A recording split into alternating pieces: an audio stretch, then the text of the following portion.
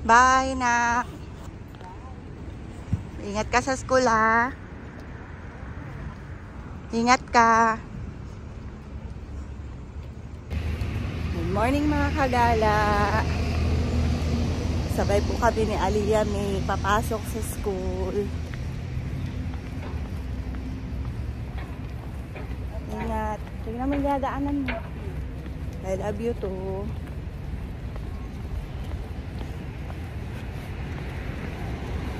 Civilian po kami ngayon. Thursday na po kasi dito ngayon.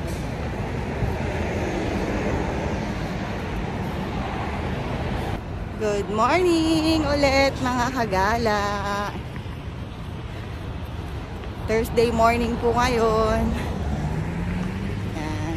Ingat po kayo sa mga trabaho nyo. Kung pauwi pa lang kayo sa Pilipinas.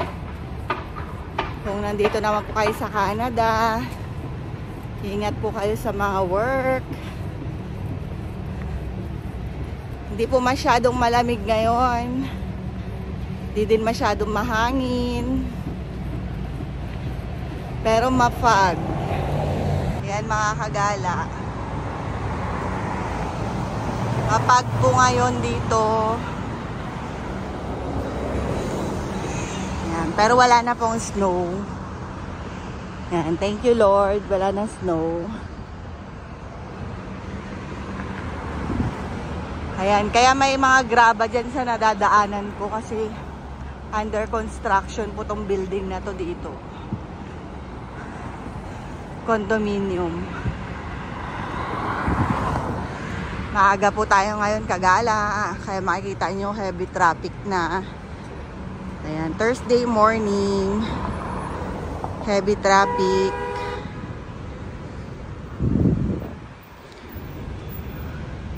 Ayan, pwede tayo maglakad. Ayan si kuya, nasa pedestrian. Nakaharang, bad. Aga-aga ni kuya, oh, nakaharang sa pedestrian.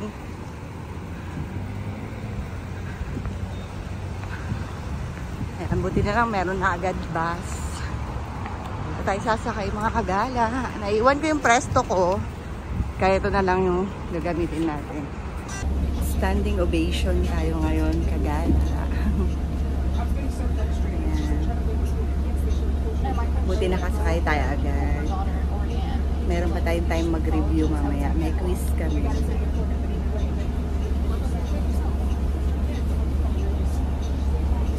Sobrang busy na ng mga tao dito sa Canada, mga kagala. At ayan na nga, umandar na mga kagala. Aga ni kuya, oh. Sobrang busy na. Haba na ng traffic. Buti na lang malapit na kami sa Seneca, yung inuupahan naming bahay.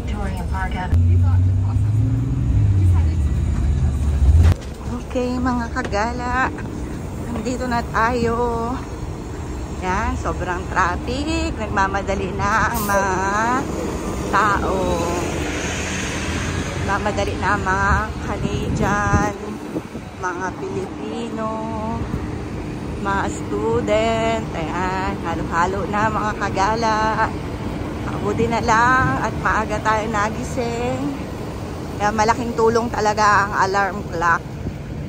Dahil dito sa Canada, mga kagala, masarap matulog.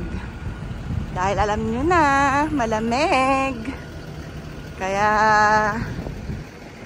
alarm clock, 3 ang alarm clock ko dito mga kagala, 3. Una, yung magmumuray-muray muna. Pangalawa, yung maliligo na. Pangatlo, yung aalis na. Ayan. Kayo din ba mga kagala? Ganon din ba kayo mag-alarm? Ayan, dito tayo ngayon sa C building. Building C. Ayan, dito tayo dun sa kabila. Dito tayo sa building D. Ayan, dito tayo kasi Thursday ngayon, product knowledge ang ating course. Ayan mga kagala. Kaya dito tayo sa building B. Ayan, dito ganun din kagala. May TV rin sila rito sa Building C. Ayan, welcome to Seneca. So, ayun na nga mga kagala. Huwag natin kakalimutan na mag-alarm pagpapasok tayo. Para hindi tayo ma-late. Ayan. Ngayon, okay naman. Hindi naman tayo masyadong late mga kagala. At alam na natin kung saan yung ating classroom. Ayan, huwag lang tayong maliligaw ulit.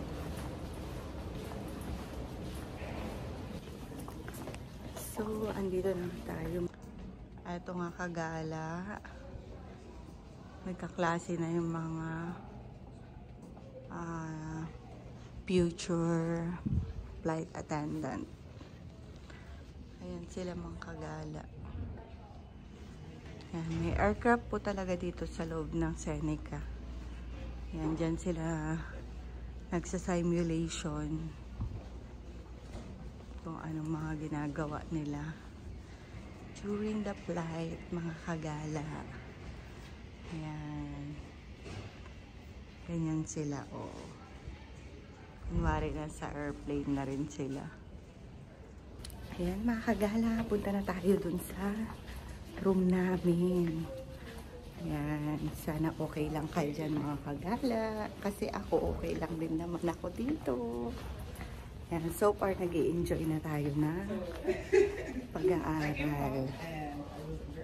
Hello mga kagala!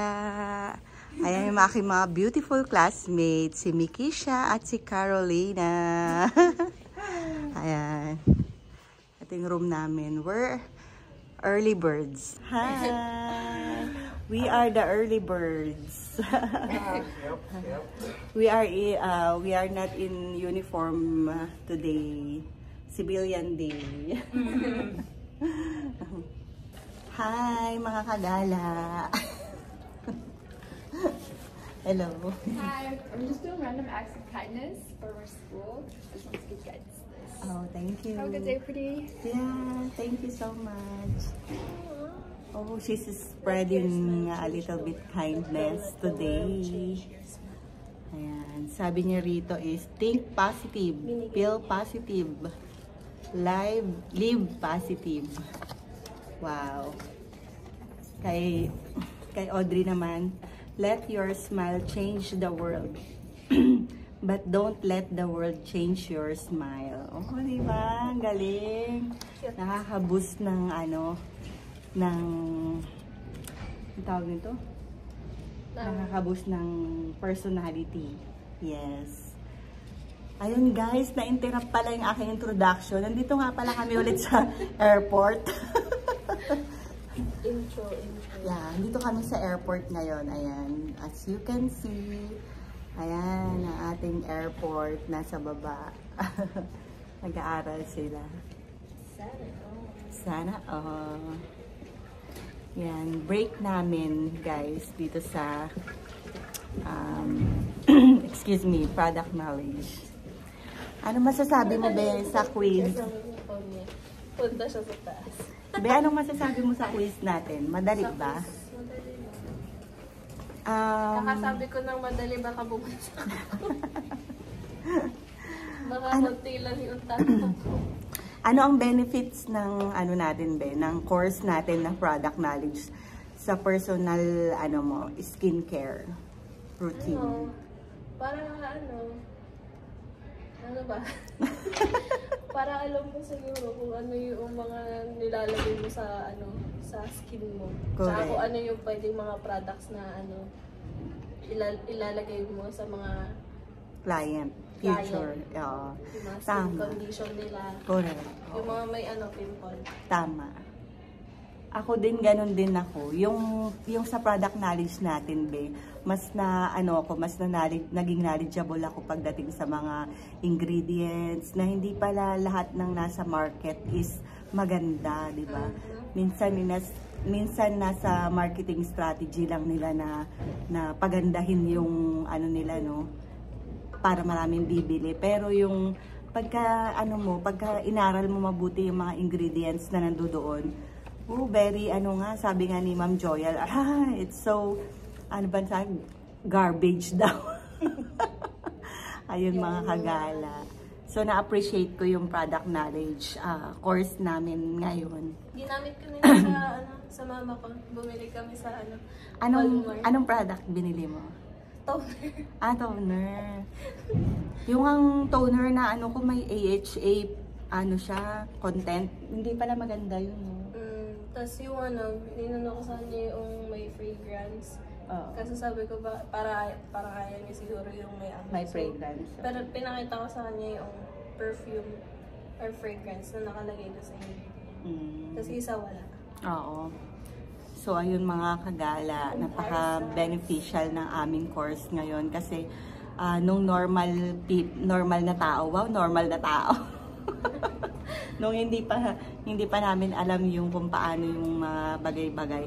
Akala natin nakikita natin sa market, yung pinapatalastas sa TV, ganyan, yung mga mina-market is lahat maganda. Hindi pala, Mas pwede mo rin i-compare yung mga ingredients ng products na mahal tsaka mura. Oo. Kasi sa iba, magkakaparehas lang. So sample, pagka mahal, ano ibig sabihin? Anong benefits pag mahal? Hindi, I mean like yung parehas ng ingredients nila pero mas mahal yung isa. Okay. Oo. Parang gano'n. Oo. So mas magandang benefit mo yung mas cheaper. Mas cheaper. Kasi same din lang yung yung nagagawa. Content ng ingredients at saka ng benefits, no? Yung feature tsaka benefits, ayan. So ayun, magkaiba yun mga kagala ha, yung feature niya at benefits ng product. Ayan, magkaiba yun. Teka, ngawit na ako wait lang, mamaya mo na. Hello mga kagala, katatapos lang po ng aming in-person class at ito, kumuha ako ng free soup. Ayan mga kagala. Nandito ako sa cafeteria. Naghahanap ako ng mauupuan. Gagawa ko ng assignment.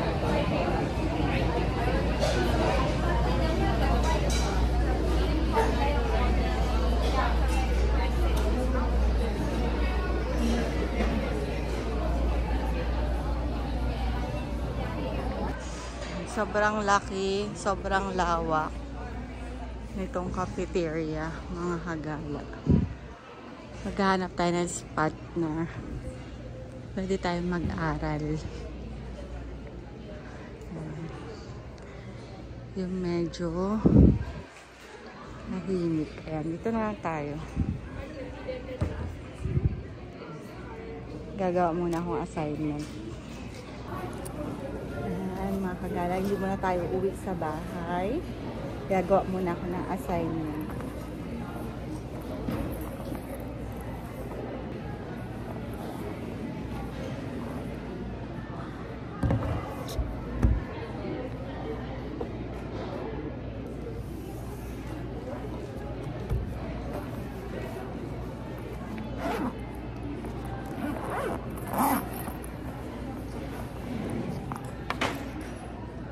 Gawa mo na assignment mga kagala.